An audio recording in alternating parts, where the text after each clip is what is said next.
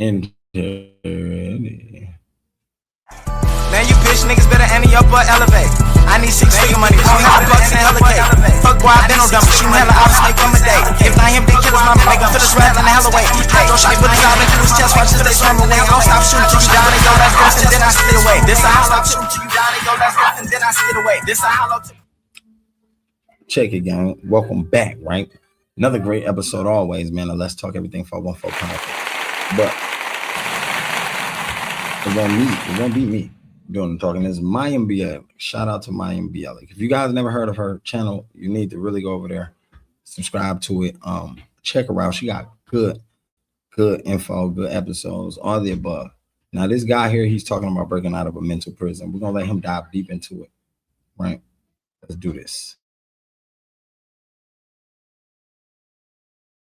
And I'm Jonathan Cohen. And welcome to our breakdown.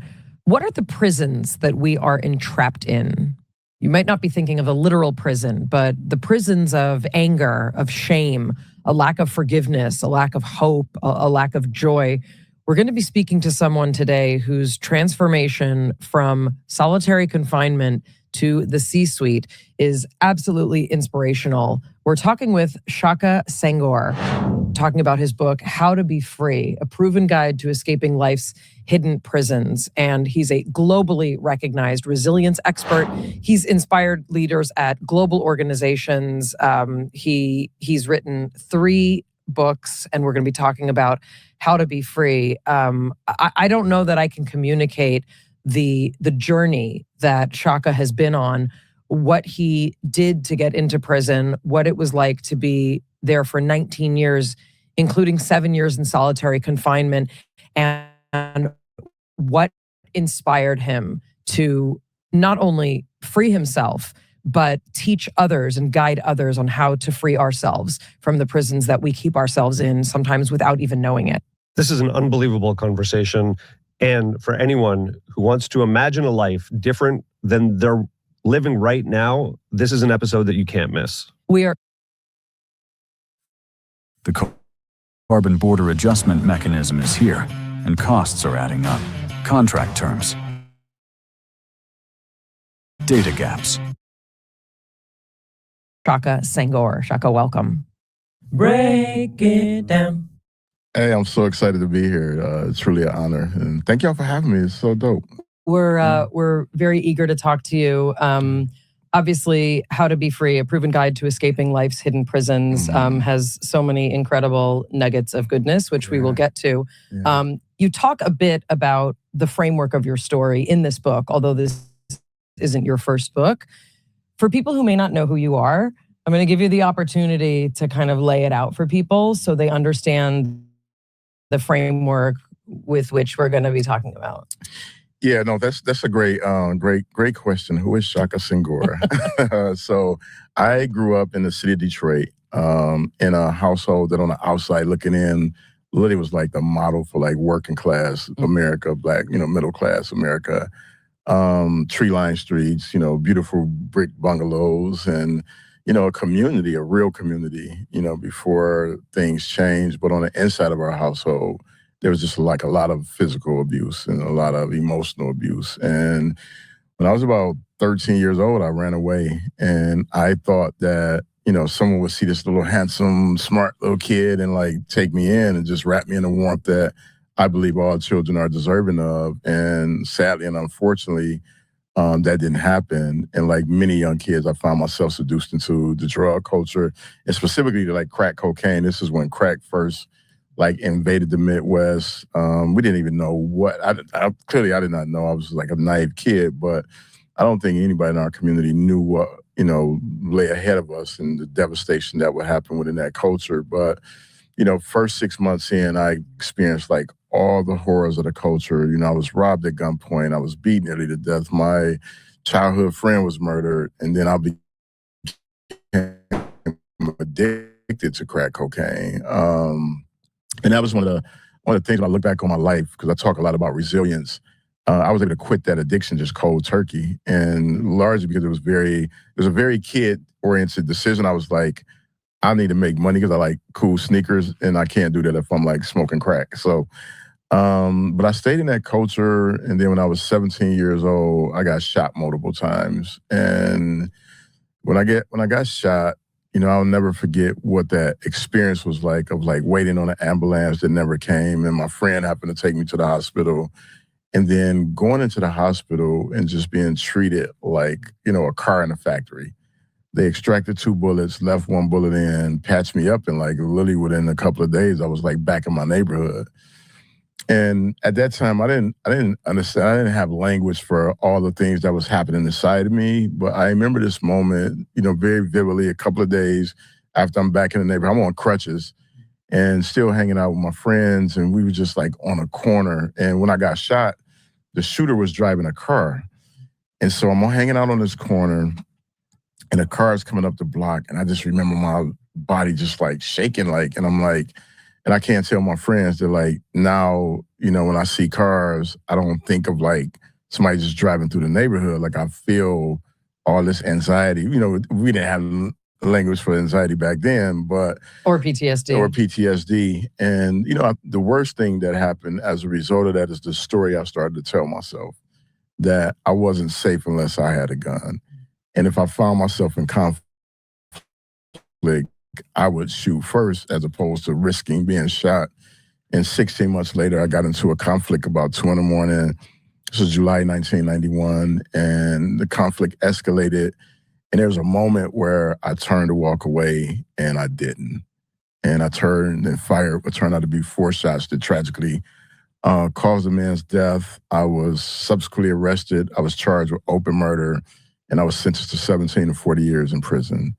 I was 1 month into my 19th birthday when I got arrested. And I remember just being in a courtroom and thinking like, my life is over. Like at 19, you can't even see 2 weeks down the line, let alone like 2 decades. And so in that moment, I just was like, I got to serve time. And within the serving of time, I'm just angry, I'm bitter, and I'm just getting in tons of trouble. And that's literally how my journey in prison started.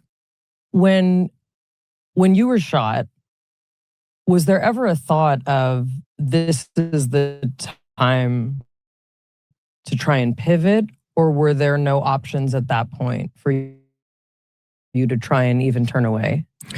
That's a great men who are in environments where gun violence is like extremely high. And myself, I was the 3rd of my mother's children to get shot.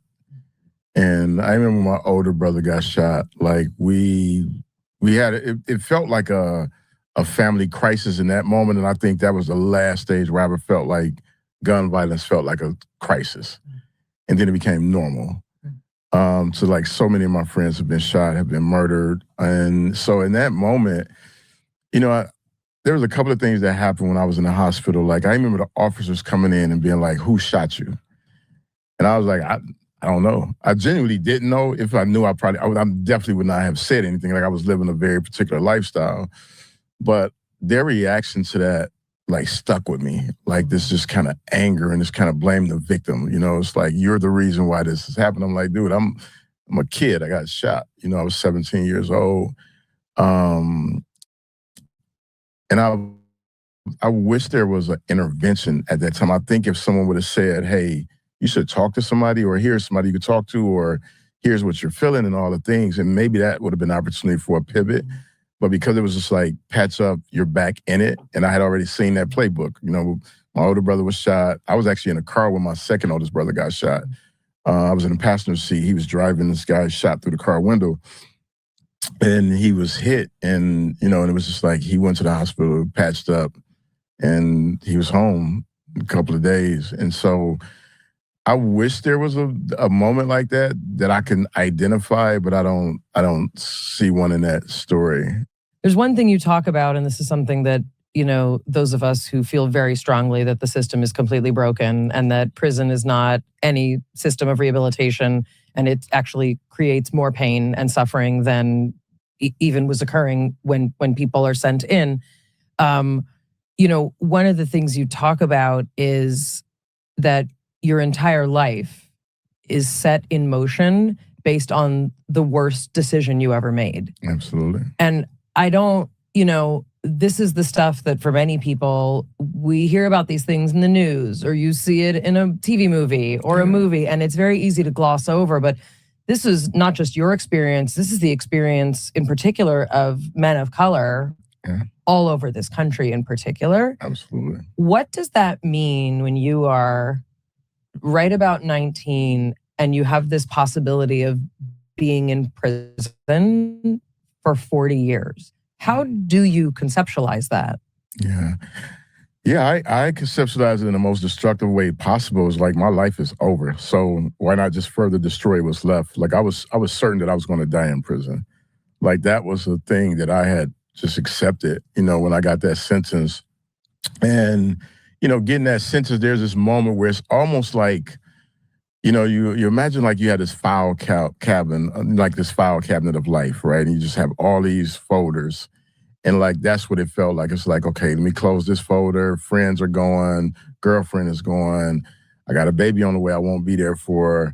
Parents, so you just started mentally, like I started to really shut down feelings of like having attachment to anything. And, it's a very volatile environment. Like I went in the county jail. I mean, I tried to escape from the county jail. That was my first, that was my first real rebellion against the system. Was like, all right, well, let me just try to break out first. How'd you try and break out? Like in a laundry basket, like in the movies? No, so it was a pretty daring and kind of ridiculous escape attempt. But what happened was this guy, he was in the cell block with us, and this is an old jail, so things are broken. He finds this is like broken pipe, and he smuggles it back to the tier. And he, we're in the cell talking. He pulls out this pipe, and he's like, I'm going to escape. And he's like, I'm going to hit the officer in the head, and then I'm going to take the uniform, and I'm going to let everybody out. And I'm like, dude, that is definitely not going to work. So I was like, I have a better idea. I was like, well, what if we just start to like collect as many sheets as we can, and we'll take this pole. So we can pop the doors on our cell. And basically you just take a torn sheet, you tie a knot, push the knot under the door, pull it up into the door jamb, and you just kind of rock it, and then it eventually pops open. You'd think it would be harder to open. Oh, no. We would be out on the cell block like in the middle of the night, just because that's back then you could smoke inside the buildings, and the only way we can get a light, there was like this lighter on a thing. So we would pop the cells all the time. And we called it shaking out because you like shake the doors and eventually they pop open. And so I was like, if we gather these sheets, then we just take the pole and we break the window at the tier and we bend the beam. Now, we're not the smartest at this time in terms of like engineering.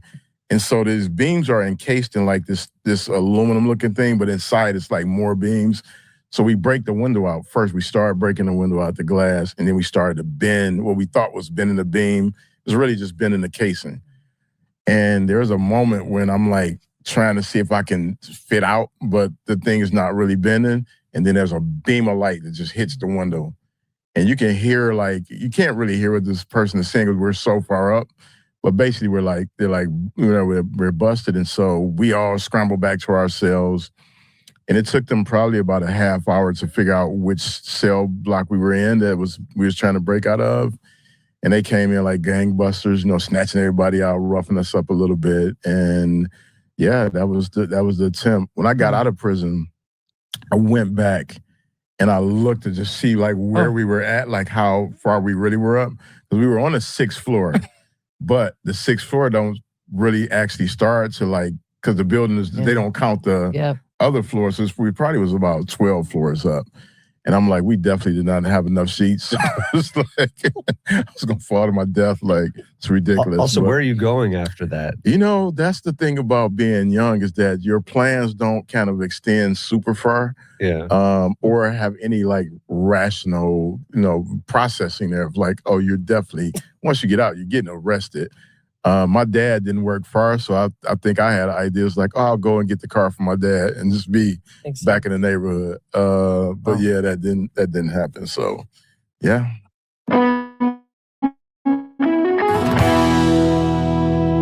Mayim Bialik's Breakdown is brought to you by Rula.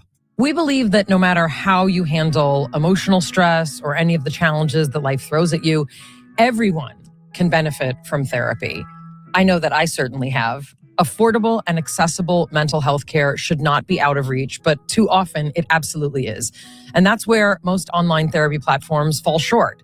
But we're here to talk about Rula. Rula does things differently. They partner with over 100 insurance plans, making the average copay just $15 per session. That's real therapy from licensed professionals at a price that actually makes sense. And Rula is completely tailored around you. They consider your goals, your preferences, and your background to provide you with a curated list of licensed in-network therapists who align with what you need and make it easy to find a mental health care provider who's accepting new patients with appointments available as soon as tomorrow.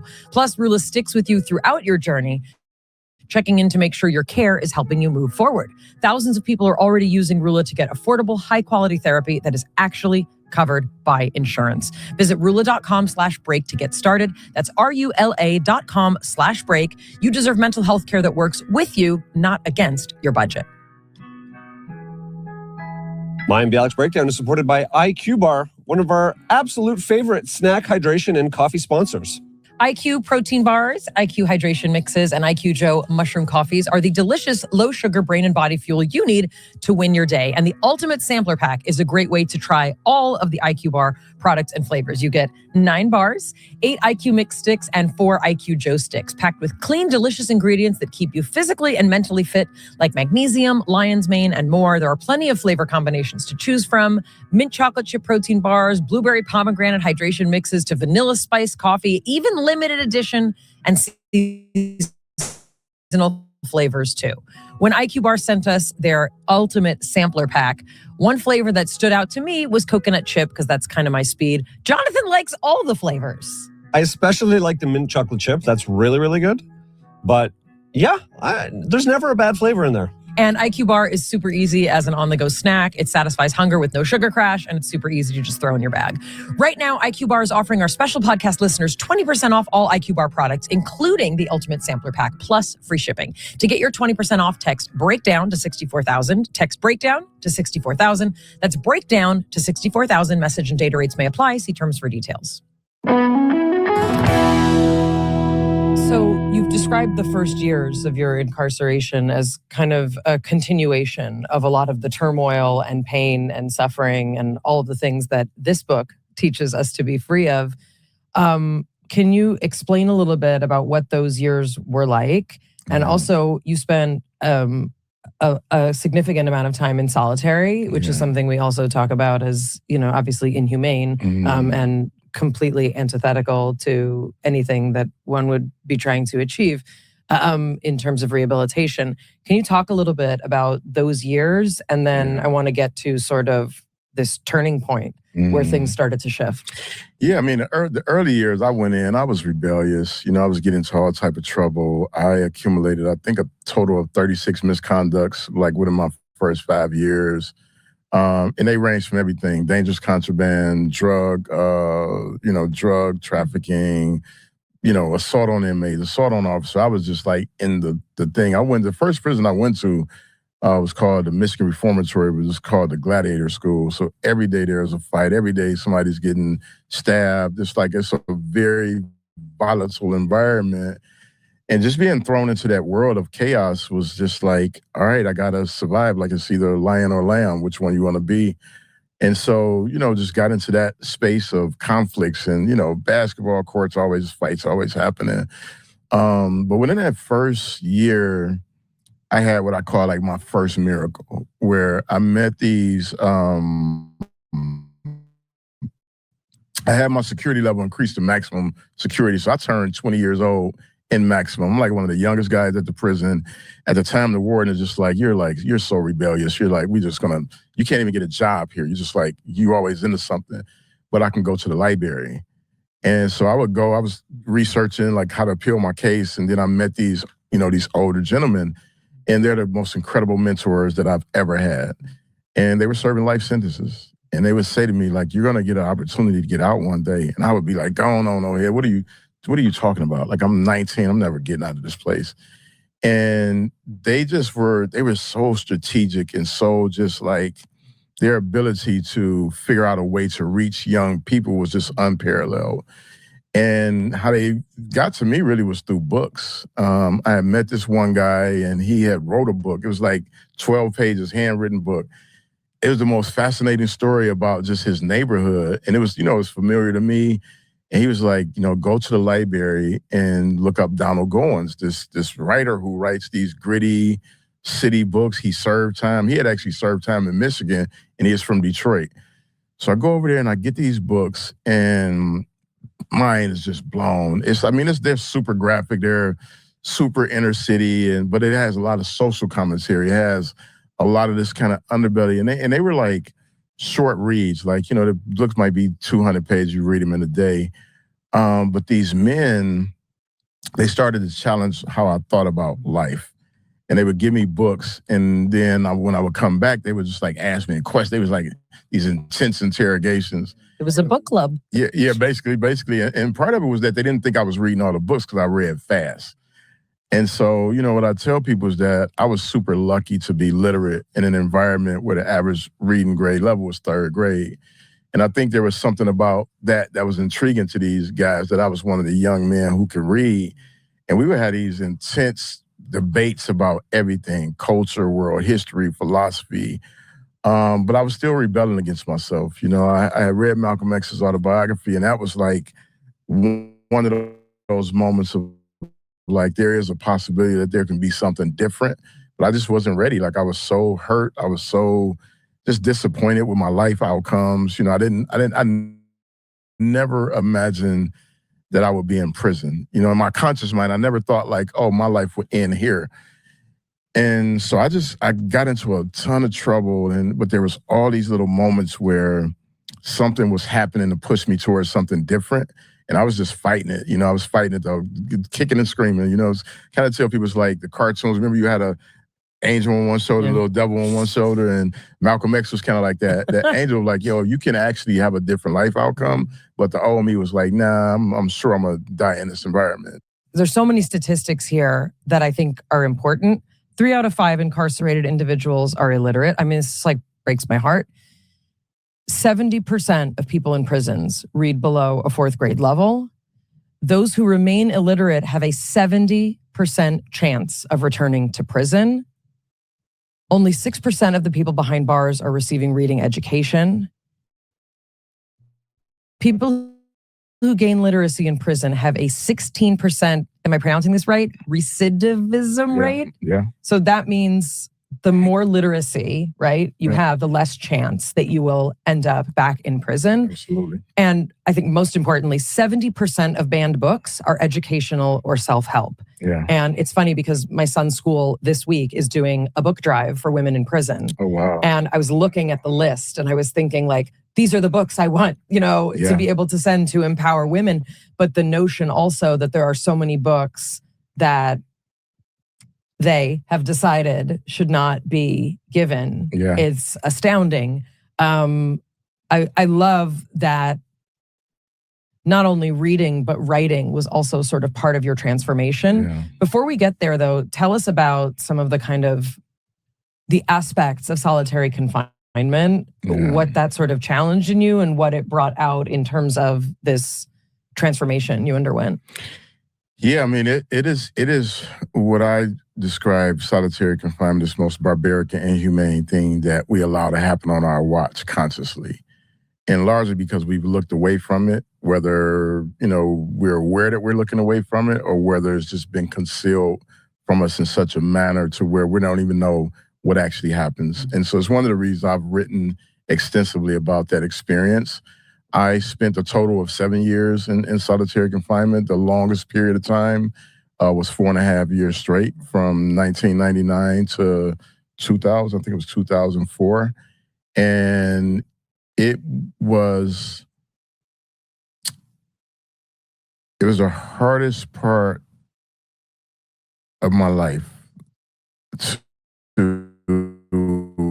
wake up in this environment and see just a level of madness and cruelty. A lot of the men in that environment had pre-existing mental health challenges, everything from schizophrenia to bipolar disorder. And to see, officers pile on, to these men and to see them punished because their brains doesn't work the way that our brains work. That was probably the hardest thing to, bear witness to. And so we rebelled a lot. We were just like, whenever the officers were being like overly cruel to somebody who we knew couldn't defend themselves, we would like flood the tier. Or we would just beat on, doors and toilets and lockers. So it was always some form of like rebellion happening, some form of like, chaos, and the goon squad coming to extract people from the cells. And the hardest thing I experienced in there was there's a guy about 3 or 4 cells over who set himself on fire. And they took him out of the cell and they brought him back like 2 days later. And probably within a week, like he burned himself up like really bad. And it was because he was being harassed every day. I think I'm not even sure if he was homosexual because I didn't know him personally. But that's what they used to antagonize him, just like nonstop, just this kind of assault on, who he was. And he just, in response to that, set himself on fire. But the chaos in that environment, way that the men wage war against each other, throwing feces and urine on each other. And, you may get 2 guys that's in cells next to each other and they get into a beef, which is like ridiculous when you think like, how are y'all beefing with each other? But, and one just takes a brush and knocks on the toilet for like hours, and so it's just always this random noise and chaos. And it's 23-hour lockdown. So it's this for 5 days a week, I was locked down for 23 hours. You can go out to the outside cage and they're literally dog kennels. They're not like, yeah, that's really what it is, like a dog kennel. And so when they take you out, they attach you to handcuffs that's actually attached to a leash, and they walk you out to the dog kennels, put you out there. And one of the hardest experiences I had is one morning, which I rarely went out in the wintertime. But growing up in Michigan, you get used to the cold. So there's like a threshold of like, if it's over 18 degrees, I can go out and handle that. And so we go out, and one of the guys got into a beef with officers. This is a verbal beef that morning. And basically they just left us out longer than an hour. And we were out there I've never been this cold in my life. And it's the one time where I felt like it was the closest I've ever come to like break-in. And it was just so cruel because like when you're in solitary, you don't have like layers like you have in general population. You have these very flimsy, thin shoes. And it was like a level of cruelty that was just unlike anything that I've witnessed. And so it happens in that environment. And then the other 2 days, you're locked down 24 hours. And I was very, again, my luck was that I was literate. And, I was reading all of these philosophy books, and, I came across this passage from Socrates that said, unexamined life isn't worth living. And that's when I started journaling and asking these like hard questions of like, how did my life end up here? When you're at that moment of like coming to just a hardcore truth of where you at, because for years it's like, my brain was like in this denial loop. Like, this is not going to be my life. One day I'm going to wake up and this is all going to be over. This nightmare is going to come to an end. And then there's acceptance of like, no, this is it. This is really where you're at. And they're telling you you're going to die in here. And, you're looking around in this environment. It's a guy who's in solitary for 20 years and a neighbor who's in there for 10 years. Actually, one of the guys that I met, who's my neighbor in there, he did 10 years. His name is Peter. He's like doing some incredible legal work in the University of Michigan. But that was the world of like, you're never getting out of here. And they don't tell you when it ends. So you don't know how long you're going to be or when it comes to an end.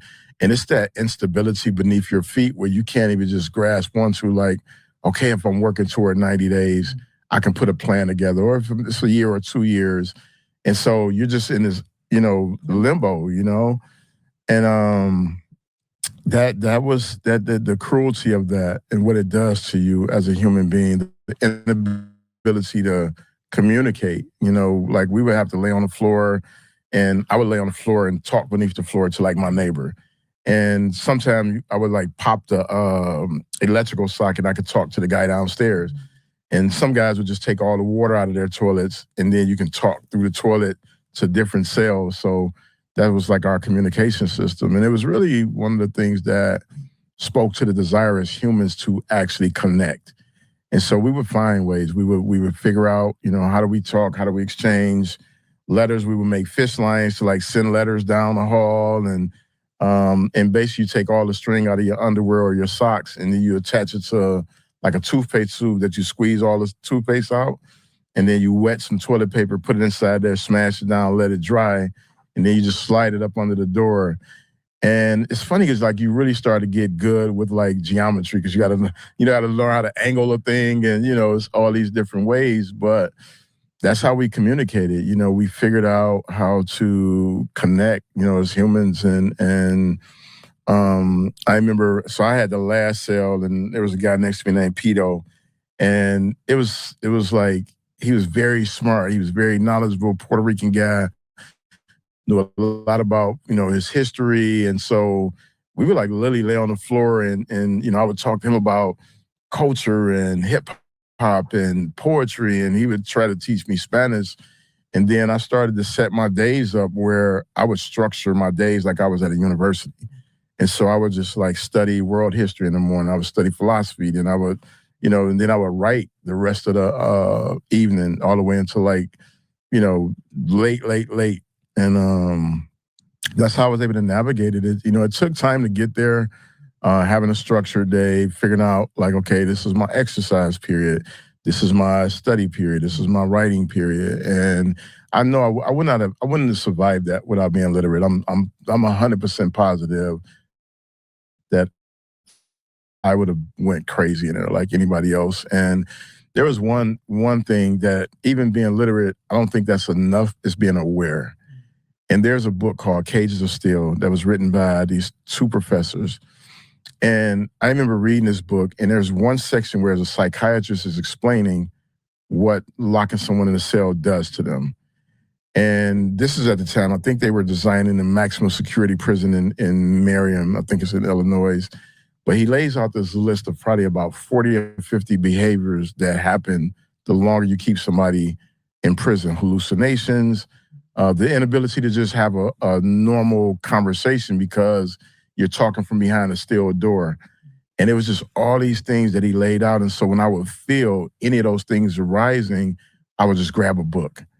And sometimes it was just whatever the nearest book was, and I would just turn it open and start reading. So sometimes it's fiction, I'm just going into these worlds, and other times it's like, Nelson Mandela's, or Maya Angelou, or somebody who had been through hard things. And just a page, a paragraph, a sentence, sometimes was enough to just move my mind forward. And what I realized about that, it was like that process of being able to move your mind forward is the difference between committing suicide. Is, when you're having suicidal ideation, it's almost like your brain can't move off that one part that's telling you that this is too hard to deal with. And so those books were able to jar me into a space of like, oh, I can get through hard things. And then I came up with this understanding that if I can get through the pain of the moment, I can come out on the other side of anything. And then it was like figuring out what are those tools to get me through the pain of the moment. And sometimes it was reading, other times it was meditation, sometimes it was mindfulness, and a lot of times it was writing. Was God any part of your journey? God was a part of my journey in terms of like the place where I directed all of my anger toward. I wrote in my journal some very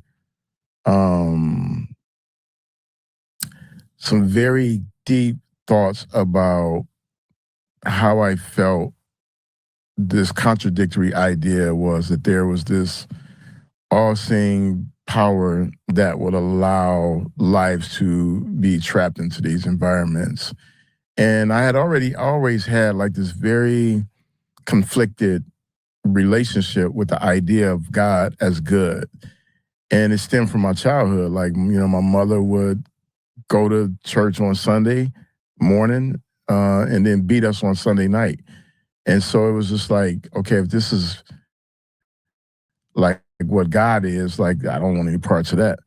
But like many, kids that grow up in Black households, just grow up Baptist, and that's the thing. And then when I was reading Malcolm X's autobiography, that interested me in like studying Islam. And then when I really started reading the thing about Malcolm that I think gets lost is that he was really an organic intellectual. He was super curious about how the world worked. And so that led me to reading everything I could just about theology in general. So I would study, every spiritual book, which I think those books are like the most amazing. The stories are like unparalleled, the wisdom, but I've read them all, Dhammapada, the Quran, the Torah, you name it, I would read and study all these books and these lessons. And then I would write about how angry I was with the idea of like this God who just, just allow all these horrible things to happen to this kid. But where I ended up landing was that, I'm a big nerd. Like, I'm a big nature nerd. I love nature. It's like the one of my favorite things. And I always find myself in awe about the idea that the sky is infinite and that there's places in the ocean we have not yet ventured, and that there's even place on the earth that we inhabit that man has not even come in contact with. And I was like, between those three things are the greatest scripture ever. Because what it shows is that as wise as we think we are, as amazing as we think we are as humans, like, we don't even know a tenth of what this world exists in just on this planet alone, which to me speaks to like a higher idea, and whatever people choose to call it is what they call it. But for me, it's like those reminders of going into these spaces of curiosity with nature. To me, it's just the greatest testimony of a higher being. In the book, you show us the letter that you wrote to the warden, requesting to be placed back in the general population. It's very, very powerful. Yeah. I want to go from there to what happened once you wrote that letter, and you can tell us about the letter. And how did you get out? Yeah, so that's a great question. It's really interesting how that letter came to be. So I had started reading like all these philosophical books.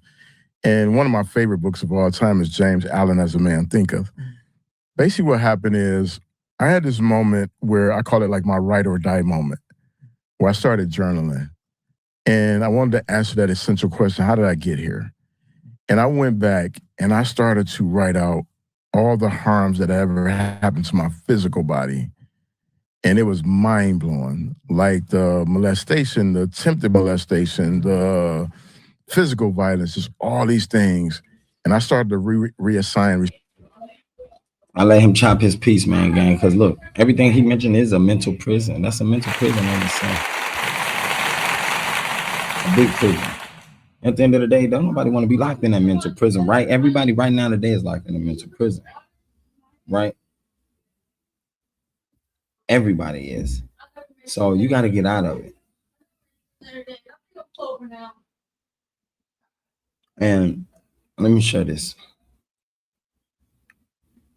I think that everyone around the world is caged in what they call a resort, a prison resort. That's a mental prison resort. And on this one, I'm gonna keep it short because it's already 40. I let him pop. I can't give y'all the whole thing, but make sure y'all go to my Facebook channel and watch it. Make sure y'all go over to the Instagram and watch it. I shared a lot of good info. I got a lot of mixed vids too, from not just Mayim Bialik, from the Maverick Approach, from Julius. I got a lot of vids, man, and they talk about the mental prison. They talk about being in this siphon prison that's mentally shaped and, mentally shaped and infrastructure by the things you go through, whether it's jail. He been in prison, whether it's being stabbed, whether it's being hurt, whether you got taken advantage. These prisons you got to break out of. And in a real prison, that's exactly what's going on right now. It's a guy who do prison stories, and good stories, but I'm saying, like, it's not something that you want to glorify, but they good stories to hear to keep you prepared and on your feet, on your toes. Anyway, man, if y'all like this video, just hit that like button. share, subscribe. Go to Mayim Bialik, Mayim Bialik podcast. Subscribe if you haven't already. That's for you neuroscience nerds. A lot of y'all don't like that. Y'all like that drama. So go there. At the end of the day, I love y'all. I am out. Gang. The gang, them grew up in pining. Couple of groupies to fit with. High, no turbulence, vibing. Higher than you niggas getting. Flying while you niggas flyless. Your kind is scooter dependent. I come something new when I'm driving. Driving off the roof, no ceilings. Got a skyline view when I'm riding.